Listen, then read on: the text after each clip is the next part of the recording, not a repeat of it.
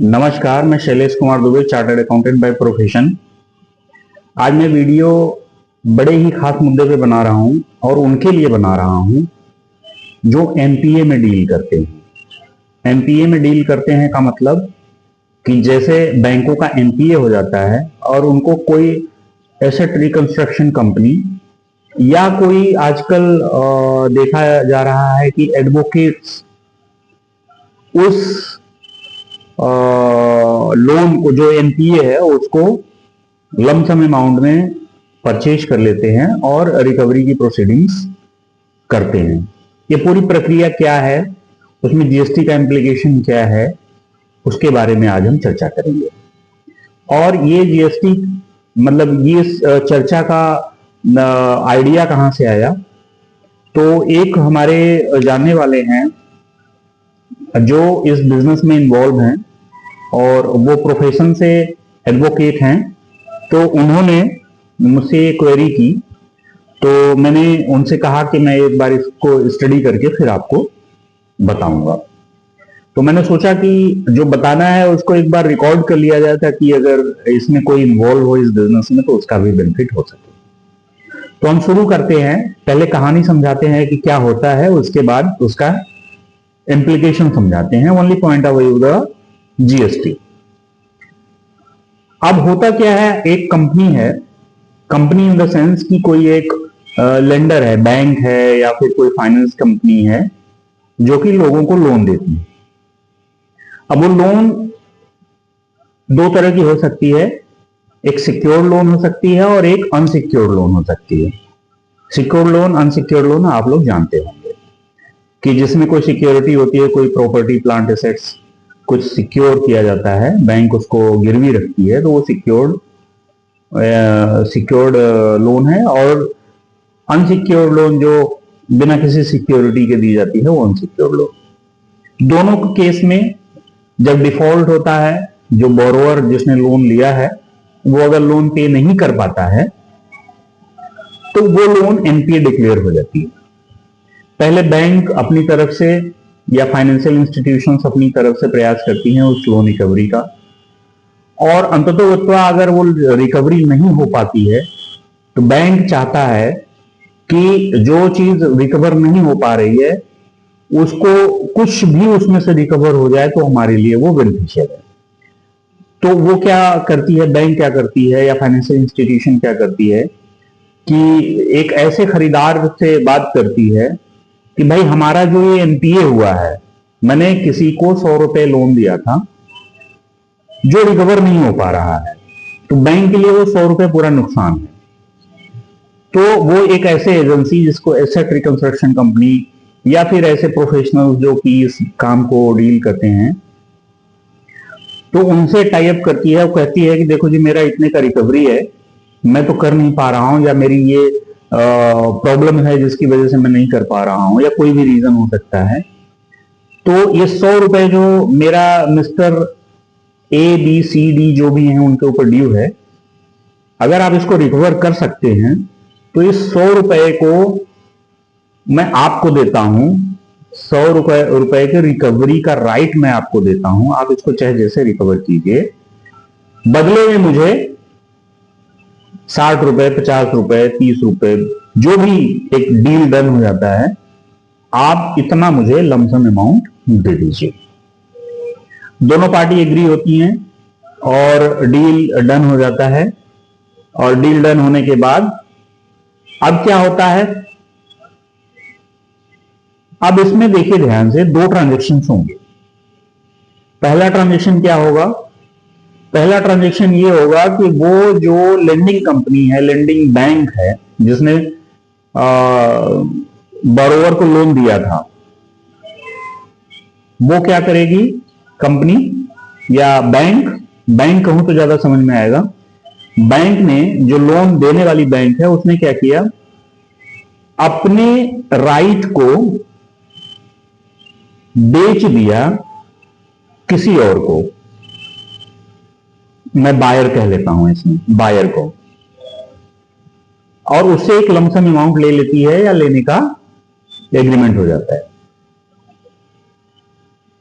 ये पहला ट्रांजेक्शन हो गया, मतलब बैंक ने अपने एनपीए को बेच दिया, अब बायर ने उस एनपीए को खरीद लिया।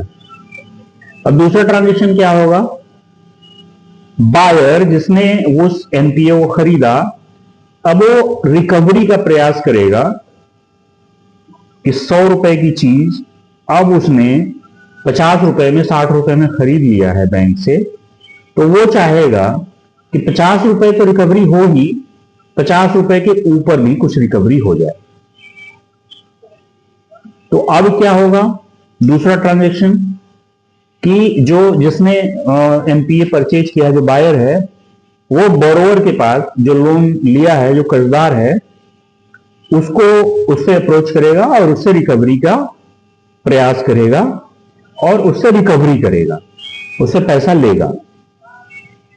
तो दो चीजें हो गई, एक बैंक ने बेचा बायर को और फिर बायर ने जो लोन लेने वाले हैं, जो कर्जदार हैं, उनसे पैसा वसूला। ये चीज समझ में आ गई।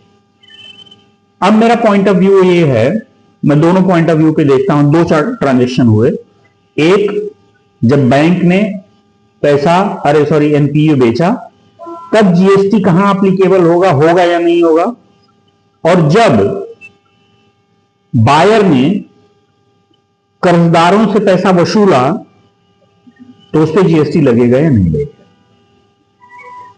तो पहले हम बात करते हैं कि जब बैंक ने बायर को एनपीए बेचा, मीडिएटर कह सकते हैं, मिडलमैन, या फिर एसेट रिकंस्ट्रक्शन कंपनी।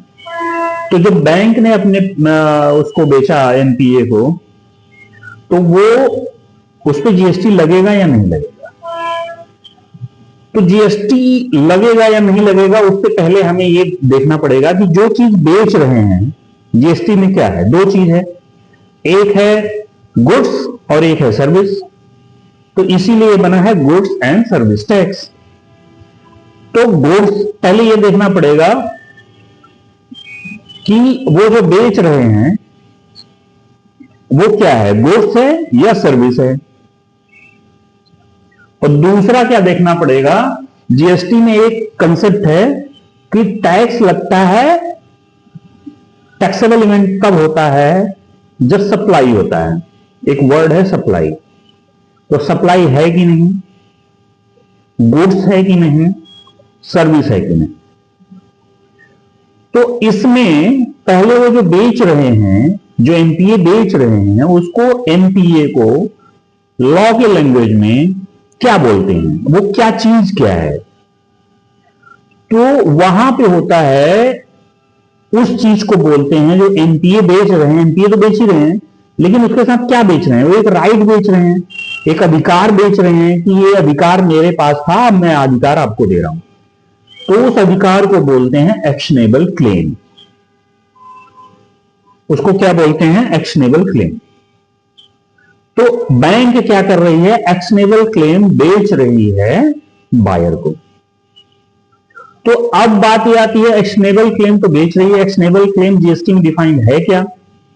तो एक्शनेबल क्लेम जीएसटी में डिफाइंड नहीं है। उसके लिए एक एक्ट है, हमारे समझ से 1982 या 84 का एक्ट है, 1982 का, 1882 का, 1982 नहीं 1882 का एक एक्ट है, ट्रांसफर ऑफ प्रॉपर्टी एक्ट।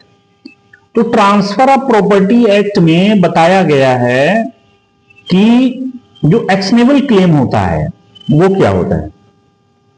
तो उसमें एक्शनेबल क्लेम के लिए बताया गया है कि वो क्लेम जो सिक्योर्ड ना हो, मतलब सिक्योर्ड लोन के लिए सिक्योर्ड लोन एक्शनेबल क्लेम नहीं है। तो एक्शनेबल क्लेम है क्या, एक्शनेबल क्लेम है अनसिक्योर्ड लोन। तो अगर एनपीए, जो लोन एनपीए हो गया है और उसके वो सिक्योर्ड नहीं है और वो बेचा जा रहा है बायर को, तो वो मान लिया जाएगा एक्शनेबल क्लेम। पहले इसके बारे में समझ लेते हैं, फिर सिक्योर्ड के बारे में समझेंगे।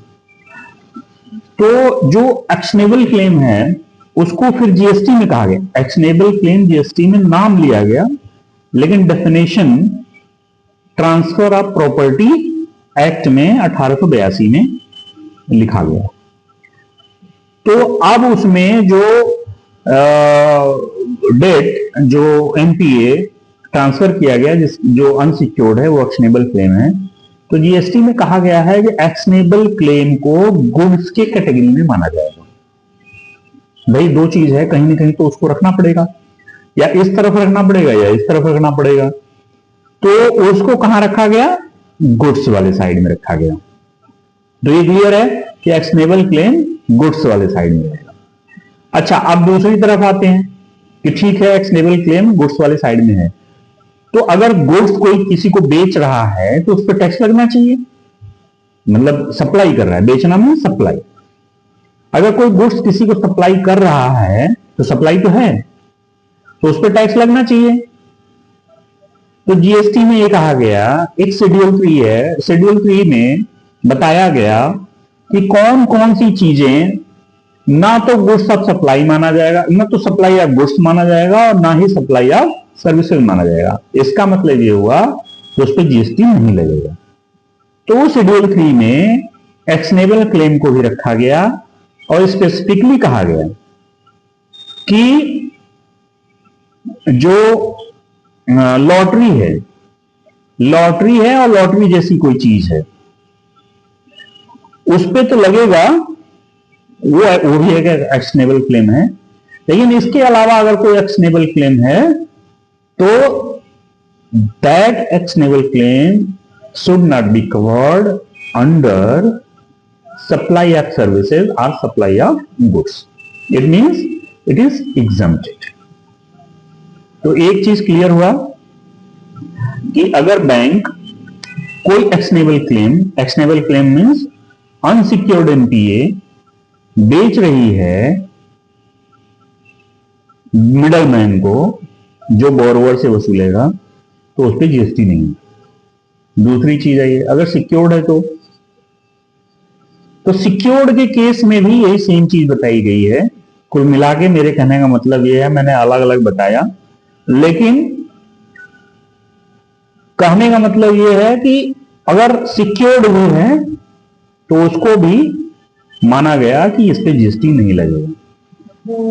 अब हम आते हैं दूसरे मुद्दे, तो दूसरे मुद्दे पे चलते हैं। तो अब ये हो गया कि अगर बैंक ने भेजा, तो बैंक ने अगर बेच दिया तो बैंक के पॉइंट ऑफ व्यू से कोई टैक्स नहीं लगेगा। अब हम दूसरे पॉइंट पे आते हैं कि जब बायर ने उस एनपीए को बाई कर लिया, अब बाई करने के बाद अब क्या किया, वो पहुंचा कर्जदार के पास जिसने कर्ज लिया था, और कर्ज देने में फेल हो गया। तो कर्जदार के पास पहुंचा, बोला भाई कर्जदार ऐसा है, अब बैंक आपसे नहीं वसूलेगी, मैं आपसे वसूलूंगा। कर्जदार बोला ये नया आदमी कौन आ गया भाई? तो उसने बोला अच्छा नया आदमी मैं ही हूं, मैंने वो तुम्हारा लोन जो है रिकवरी का राइट मेरे पास आ गया। अब वो प्रयास किया और 100 रुपए की चीज, पहले तो 50 रुपए वो दे चुका है बैंक को, अब वो रिकवरी वाले प्रक्रिया में लगा और रिकवरी करके ले आया, मान लीजिए 50 रुपए ले आया। तो अब क्या हुआ, पहला केस 50 रुपए ले आया, दूसरा केस 60 रुपए ले आया, तीसरा केस 110 रुपए ले आया। तो भाई 100 रुपए की चीज 110 रुपए कैसे ला सकता है? तो उसमें इंटरेस्ट और पेनल्टी भी लग सकती है। तो इस केस को समझते हैं, ये ज्यादा समझने की जरूरत है। अब जब रिकवरी शुरू हुआ और रिकवरी के बाद 50 रुपए ही आया, तो उस पर टैक्स लगेगा या नहीं लगेगा? टैक्स इन द सेंस मैं जीएसटी की बात कर रहा हूं अभी, ओनली जीएसटी। जीएसटी लगेगा या नहीं लगेगा? तो एक्ट में माना गया कि ये क्या है, लोन क्या है? लोन एक पैसे का आदान प्रदान है, और लोन को जीएसटी में गुड्स और सर्विसेज से बाहर रखा गया। मतलब पैसे का लेन देन, इंटरेस्ट का आना जाना, ये जीएसटी नहीं लगता इस पे। तो जब उसने 50 रुपए दिया और 50 रुपए वसूला, तो वसूला किससे? बोरोवर से। बोरोवर क्या लिया था? लोन। तो लोन की जो रिकवरी हुई उस पर जीएसटी नहीं लगेगा। चलो अब दूसरी बात करते हैं। भाई लोन उसका 100 रुपए तक था, उस 100 रुपए में इंटरेस्ट भी होगा, पेनल्टी भी होगा, सब कुछ होगा, तो ठीक है, बेसिक अमाउंट पे तो जीएसटी नहीं लगा। तो अब बताइए कि इंटरेस्ट जो मिलेगा उससे लगेगा कि नहीं? तो इंटरेस्ट पे भी नहीं लगेगा, क्योंकि अगर इंटरेस्ट पे लग रहा होता तो सारे बैंक जो इंटरेस्ट ले दे रहे हैं सब पे जीएसटी लगता, तो इंटरेस्ट पे भी जीएसटी नहीं लगेगा। दूसरा तीसरा, पेनल्टी। पेनल्टी भी अगर कोई लग रहा है तो उसको माना जाता है this is the nature of additional interest. आप बोरोवर को, जो बायर है जिसने लोन खरीदा और एनपीए खरीदा, वो बोरोवर को कोई सर्विस नहीं दे रहा है। भाई जिससे खरीदना था उससे खरीद लिया, बैंक से खरीदना था खरीद लिया, वो ट्रांजेक्शन खत्म। अब जो इसको पैसे मिलने शुरू होंगे, वो अगर कोई बायर को सर्विस दे रहा होता और सर्विस के लिए वो सर्विस चार्जेस ले रहा होता तो उस पर जीएसटी लगता। लेकिन वो बोरोवर को कोई सर्विस नहीं दे रहा है, बल्कि बोरोवर से अपनी धन को, जो लोन दिया गया है, उसको वसूल रहा है। अब वो उसका लोन हो गया, वो बैंक का लोन नहीं रहा। अब उस लोन का मालिक जो खरीदार है वो हो गया। तो वो अगर बोरोवर से वो अपने अपने पैसे को वसूल रहा है तो उस पर कहेगा जीएसटी, तो ये इस पे भी जीएसटी नहीं है। जीएसटी कहां हो सकता है, ये भी एक पॉइंट है। जीएसटी कहां हो सकता है? जीएसटी वहां हो सकता है जब इस बीच वाले आदमी का रोल एनपीए खरीदने का ना होता, बल्कि रिकवरी एजेंट का होता। कि ठीक है जी, लोन की राइट बैंक के पास ही रहेगी, वो लोन मेरा नहीं होगा, मैं बाई नहीं कर रहा हूं, वो लोन बैंक के पास ही है, मैं तो सिर्फ आप बैंक के बिहाफ पे रिकवरी कर रहा हूं। तो ये क्या हो गया? ये सर्विस प्रोवाइडर हो गया। सर्विस किसको प्रोवाइड कर रहा है? बैंक को प्रोवाइड कर रहा है। अब उसके एवज में उसको चाहे कमीशन मिले, चाहे सर्विस चार्ज मिले, जो भी मिले, तो उस केस में जीएसटी अप्लीकेबल हो जाएगा। तो आज के लिए इतना ही। इस वीडियो को देखने के बाद अगर कोई फर्दर कंफ्यूजन हो, वो मैं अलग प्रक्रिया में चलूंगा कि इसको कर रहे हैं तो प्रोप्राइटरशिप में क्या इंपैक्ट आएगा, प्राइवेट लिमिटेड में क्या इंपैक्ट आएगा, आरबीआई में रजिस्ट्रेशन की क्या लिमिटेशन है, जीएसटी में रजिस्ट्रेशन की क्या लिमिटेशन है, क्योंकि वीडियो 17-18 मिनट का होने जा रहा है। तो ये ज्यादा लंबा ना बनाने की वजह से अगर कोई नेक्स्ट क्वेरी आई, या जिन भाई साहब के लिए मैं बना रहा हूं, अगर उनकी कोई नेक्स्ट क्वेरी आई तो फिर मैं एक नया वीडियो बना दूंगा। तो इसको समझिए, एंजॉय कीजिए और अपने बिजनेस को सुरक्षित चलाइए। और कोई क्वेरी हो तो आप मुझे जरूर कमेंट में बताइए। Thank you very much.